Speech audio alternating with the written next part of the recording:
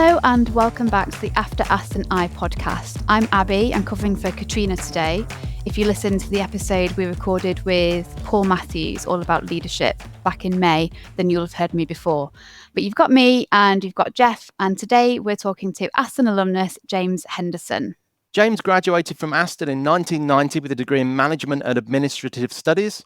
Since then, he spent most of his time working in the luxury goods industry, including Formula One, yachts, and private aviation. Most recently, he's been working as the CEO of Exclusive Resorts, a leading private travel and hospitality membership club in North America. His career has seen him live and work in Australia, Hong Kong, Singapore, Malaysia, Switzerland, Italy, and the US. James, thank you so much and welcome to the podcast. Thank you. I really appreciate you having me on. I'm looking forward to our conversation. So you've lived and worked all over the world, as we've just heard. You're currently in the States, is that correct?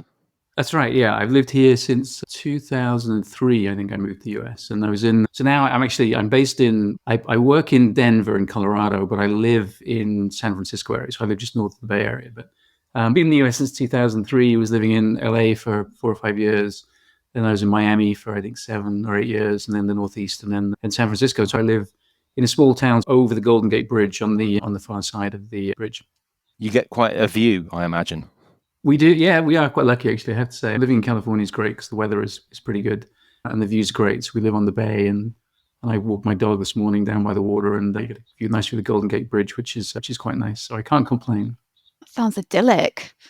So, James, you've been the Chief Executive Officer at Exclusive Resorts for some years now, so you must be enjoying it. What exactly does your job involve? I love it. I love what I do. I'm incredibly lucky. I have a great job. And so I run a company, this privately owned company. We have about $1 billion worth of real estate that we own and operate, which is about 350 private homes. These are sort of luxury villas all over the world, mainly in the US, and all the sort of places you can imagine. Sort of ski villas. We're in Aspen, we're in Vail, we're in Deer Valley, we're in places like that. We're in Whistler. In Canada, we have homes in Hawaii, we have homes in Mexico. We're in New York, Las Vegas, LA, and then we're all over the Caribbean. We've got about 50 homes over the Caribbean as well. And the way that the company works is it's a private membership community. We have about 4,500 wealthy member families. These are all ultra high net worth individuals. And it's like joining a country club. So you sign up for the club, you join, you pay an initiation fee, and you sign up for a 10-year or 30-year relationship with us. And then people travel in the club. So we deliver something in the region of 20,000 vacations a year to our members. And we have the homes that they travel in, which are all spectacular homes in these amazing resorts like Four Seasons and Rosewoods and things like that. And then we also have a whole experiences collection as well, which is fun, where we do group travel trips. And these are everything from trips to where we charter a ship and we go to the Galapagos, or we go to Antarctica, or European cruises, or we do sort of small group trips where members go together. I feel like I want to get into your line of work. So if I could take you back in time, James, we know that you grew up in a small town outside of Manchester here in the UK, and you've lived and worked all over the world. Is a global career something that you've always aspired to have? What was your plan on graduation day? That's a great question. The global career wasn't really what I aspired to, I don't think. I think I grew up in just outside Manchester in a small town and near Stockport, and my family had never really been to university, so I was one of the first people in my family that went to university, and a couple of cousins went. And I just really thought that I wanted to do something that was unique and interesting, and I wanted to travel. And if the truth be known, I thought if I went overseas for a year, I'd come back and people would find me more interesting if I did that. And I'm not sure that they find me more interesting now, but that was my idea, right? So I thought, where's the place that I could go that would be the most different to the world I grew up in? And I had this fascination, not really fascination with Asia. I just wanted to go to Asia, and I wanted to go to either Hong Kong or go to Japan. That was my two places. I thought they were very fundamentally different culturally to what I'd experienced as a kid growing up. And I didn't really travel a lot as a kid. We didn't really go overseas very much when I was a kid. And so when I was at university, my graduation day, I didn't really want to do the milk round, or what they called it then, or the whole process of going through recruitment with everyone else. So I didn't do that. And I sent a ton of resumes out to companies in Hong Kong and in Japan, just wondering if I could get a chance to get out and go. And so I decided I would go to Hong Kong. And I literally decided that year that I would buy a round-the-world ticket that would take me to Hong Kong one way, and I would arrive in Hong Kong and I would look for a job. At the time, it was relatively easy to find work. It was easy to work there because it was a British overseas territory, and so you had the British passport, so you could work.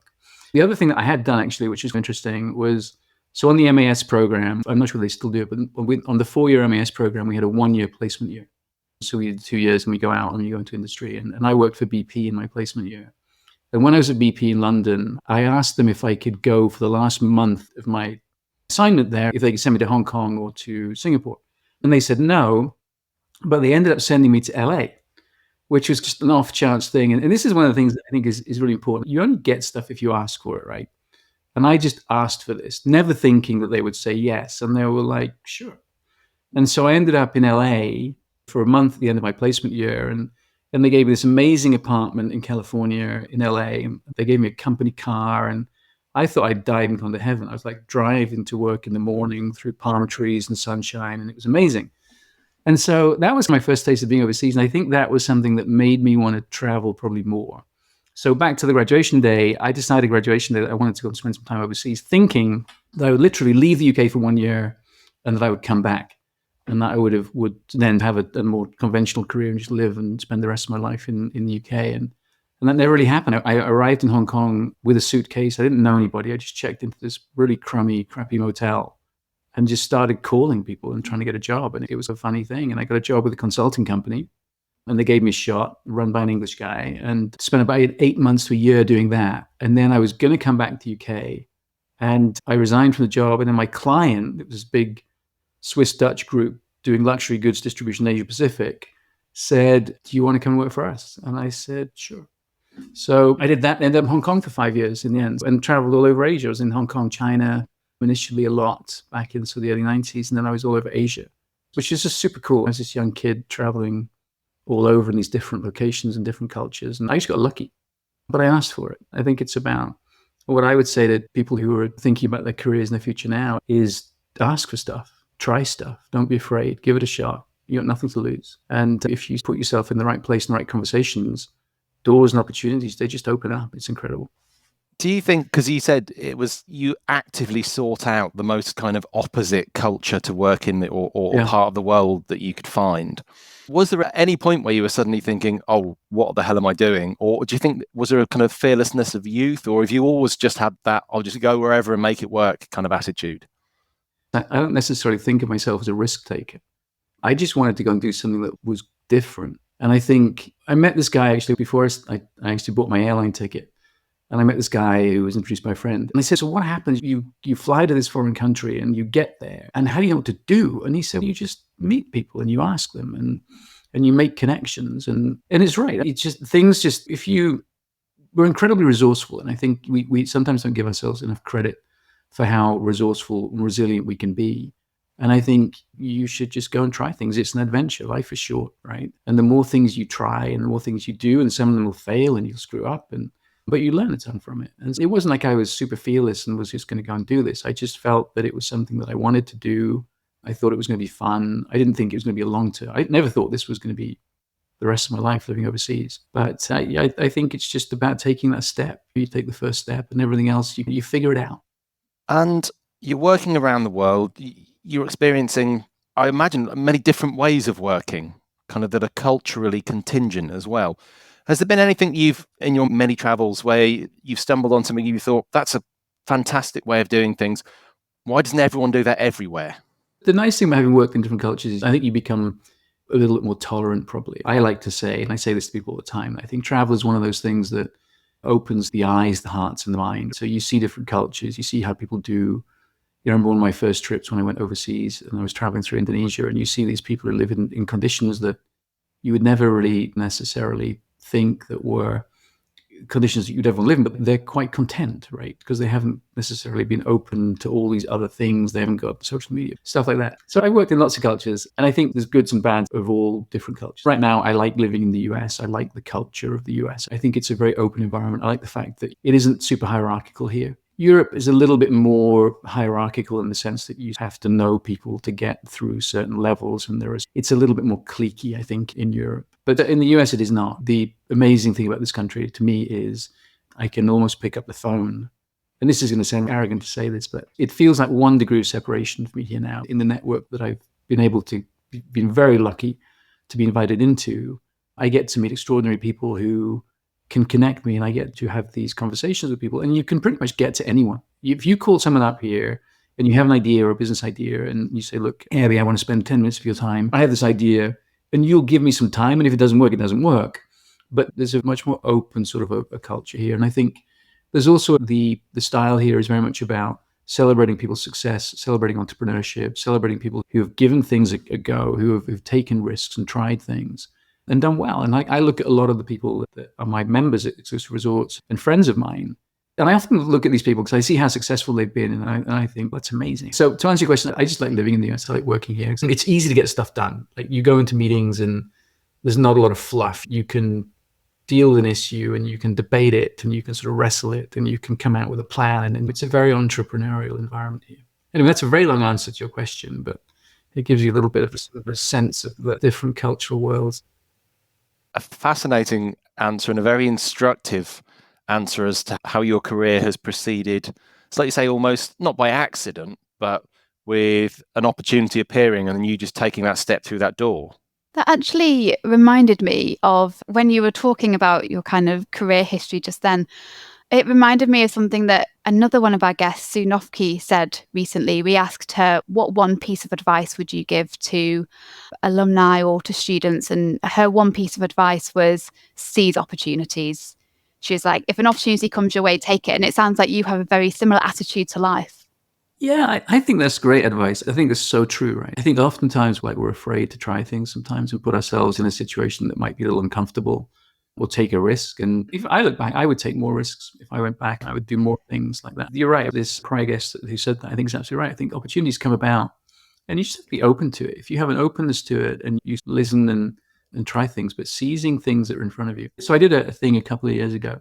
We have a relationship with this group here. And it's going to sound really weird how I describe this, but a friend of mine has a sort of he runs this sort of thing called Path North, which is a community for wealthy people who are looking to reflect and look at the meaning of life and how they can make an impact and make a difference. And they do these events. And I went to this one event and everyone gets up and they ask you to share experiences and things. It's very cool. And someone asked, there was a woman that was there and she was in her 90s. And someone said to her, she's very successful. And someone said, what is the secret to success? How have you been so successful in your life? And she said, I can tell you in 3 words the secret to success of life. She said 3 words are just say yes, right? So think about this, right? So every time something comes to you and you get an opportunity and someone says, hey, do you want to go to Paris for the weekend? Or do you want to go here for the weekend? Or do you want to try that? Or do you want to come meet this person? Do you want to do that? Just say yes, right? I mean, and so this other guy, he tried it for like 6 months. And he came back and he'd spoken to her about this and he tried it. And he said it was life-changing. So every time someone called him and said, would you like to do this? He just said yes. And all of a sudden you end up in these situations and places where you never expected to be. Because there's always a reason why you can't, right? There's, well, I've got this, I've got to do that. I've got some people doing this and it's too much or it's too much time or I can't do whatever. But if you just say yes and you seize the opportunities like your former guest says, I think that's what opens doors. That's what makes life interesting. It's fun. Maybe I'll try it. I should do it more as well. But yeah, if you can, I think it's a great philosophy to live life by. So James, any countries on your wish list that you'd love to experience living in? You've probably passed through, but obviously passing through, it's never quite the same as being rooted there. Is there anything that you're still looking at and thinking, I'd love to give that a go? I think at this point, moving countries is an upheaval. I did it earlier in my career. So most of the countries where I switched and I moved, I did early in my career. And I was in Italy for a while, but for the last few years, I've been pretty stable. So I'm not sure I'd want to uproot. I think at this point where I am in my career, I've probably got another, I'm guessing 3 or 4 years, maybe at exclusive resorts, if I can continue that. My goal is to take it to the next level. We've done really well with the business in the last 4 years, which has been really good. I think the future for the current businesses, we'll probably look at some sort of inorganic growth opportunities, some M&A. We'll either do some acquisitions or something like that over the next few years. So I think I'm here certainly for the next 3 to 5 years. And then I'd probably do some board positions and things after that. So I don't know, I necessarily want to move somewhere else at this point in terms of a location. I've been in Asia, I've been in Europe. I'm not sure that at my time of life, I'm ready to go and do something back on the frontier, like in Africa or in India or something like that. It's probably a little bit of a step, but I want to travel more. I mean, I think there's definitely places on my bucket list to go travel to. I think I haven't been to Africa, which is weird, I think. So I'm going to go to Africa this year, which I'm excited about. And I haven't been to India, which is exciting too. And they're the two places. I've been all over Asia. I've done quite a lot of Latin America now. And then I'll tick off the Arctic this year. So I'll be officially bipolar, apparently. If you go to the Antarctic and the Arctic, you can rep on it. But no, I think travel-wise, India for sure, and Africa I'd like to explore more. But in terms of living, I don't know. I think I've experienced quite a number of different places. I'm not sure whether I'll stay in the US the rest of my life. I think I would probably come back to Europe. I think right now where I'm up in the Bay Area, so we spend a lot of time up in the wine country in Napa, which is a nice sort of getaway. But I think just the idea of maybe retiring back to something like the south of France or something like that could be very appealing. But I'm probably less adventurous at this phase of my career in terms of new places that I want to go and experience and try out. I would like to know what advice you would give to any new graduates or any students who are listening who would perhaps like to go on a similar career path to you. Where should they start? Should they just book a ticket and kind of do what you did and make contacts out there? What would you suggest now? So I think the first thing you've got to do is you've got to choose, you've got to find something that is figure out something that is your niche. And I think figure out what is your goal in terms of the business type of thing that you want to be in. And there's a lot of discussion about you have to build your own brand over time, right? In your career, you build something that you are known for, and you get to a point where people are like, Abby's really good at this, and therefore that's a niche, and that's what she should do. And I think early on, it's hard to define that early on, but I think as you develop your career, you should find something that you know that you're good at. It should be good skills, and it should be something that you're going to enjoy and where you can become, when you can master it, right? There's a guy called Scott Galloway who writes a blog, which I quite enjoy. And he talks about career advice, and he says his whole thing is that you shouldn't follow your passion, which is an odd thing because everyone says follow your passion. But his idea is find something that you're really good at and just master that and be effective at it, because then you carve out a sort of an experience and a role for yourself. And you can define that. So if I look at my background now, I suppose it sounds really weird to say this, but I've carved out a niche where I do business transformations and I sell expensive things to wealthy people. That's what I do. And I can take that into other sort of industries and in luxury goods or other things. So I think you have to find something that you think is your niche and something that you're good at. And then once you've found that and you've identified that thing that you want to really focus on, then build your network in that area, right? So find people in your network and your sphere and your circle of influence. And people that would do this all the time. I did this when I was young. Find mentors, find people that are coaches, find people that will inspire you, find people that also will push you a little bit to do things that you're outside of your comfort zone. And then when you have that, and then just go and ask people, go and ask questions, call someone up and say, look, you're in this industry. I'm really interested about it. Can I spend 10 minutes of your time? What advice do you have for me? What do I do? And quite often people will say, you should do this and this. And by the way, and then you have a conversation. They say, go and speak to someone, and they'll refer you to someone else. And then go and speak to that other person. So the first thing I think is the step is identifying what you want to do, what you're good at, and what your niche is. Second thing is building your network to be able to do that. And then find out how you then pivot that into somewhere that if you want to go overseas, how you then find someone overseas. So then if you want to go to Hong Kong, find someone in that industry, in that space in Hong Kong that you can build. I wouldn't necessarily recommend that you just get off a plane and try and figure it out. Because then you end up working in a bar or something and it all goes wrong. But you have to figure out, build a network. And I think the two things that are so critical if I look back on my career, the two things that are really important are your reputation and your relationships. They are critical, right? Never burn bridges. Always find a way to if you leave one career and move on to another or one company, find a way to do it elegantly so that those people, when you leave, will call up and say, Abby was amazing. You should hire her again. She's incredible, right? That's what you want. You want people that are your champions and your advocates, because that's what opens doors. I was in Hong Kong and I was in a meeting one day and I heard someone talking about somebody who had done a great job about something. And I was eavesdropping. I probably shouldn't have been, but I was eavesdropping. And I was listening to this conversation. And as I was eavesdropping, I found out that they were talking about me. And I was really surprised because this person that was having this conversation, the way they talked about me was not what I perceived myself to be. So their views of what I was capable of were more than mine. So they believed in me, which was a huge thing for me, right? Because it meant that I then listened to that and I'm like, if that person thinks they can do this, then I should probably go and do it, because otherwise I'm going to let them down. So then I raised my expectations. This whole concept of that I also really like. Another friend of mine has this company called Tignum, and one of the things he talks about a lot is that you can never outperform your self-image, right? So if you have a self-image that's at a certain point, you can never really outperform that. So if you have a mentor or a coach or someone that says, okay, I think you can actually do this, and they raise that bar and you live up to that expectation, then you end up doing things that you are way beyond your own self. I see this in my company all the time. I do it all the time. One of my favorite things is to coach people, and I give people opportunities, and I'm like, no, you can do that. And you see them do things, and about 6 or 8 months later, they look back and they're like, holy cow, how did I manage to do that? I wasn't expecting that. And you see them grow, and they're more confident, and they're better, and they're good at it. And it's just, that's the coolest thing, right? That's the coolest thing, to be able to give people those opportunities. So back to your question, I think my recommendation is find the way to build your niche, and find the way to build a network, and find a way to connect with people. And don't be afraid to pick up the phone or just reach out to people and say, can you help me? Because most people are in situations where they've been in a similar situation, and they can do it. And the other thing is just give things a go, right? It doesn't matter if you fail. Just give it a shot. Pick yourself up, dust yourself off, try again. That answer your question? Yes, it does. Answered my question brilliantly. Thank you. Geoff, over to you. So now, at the end of every one of these conversations, we always wrap up with the same 3 quick fire questions, one of which I think you might already have answered, but we'll probably ask it again. But the first one, rat-tat, what's the most valuable lesson you've learned throughout your career?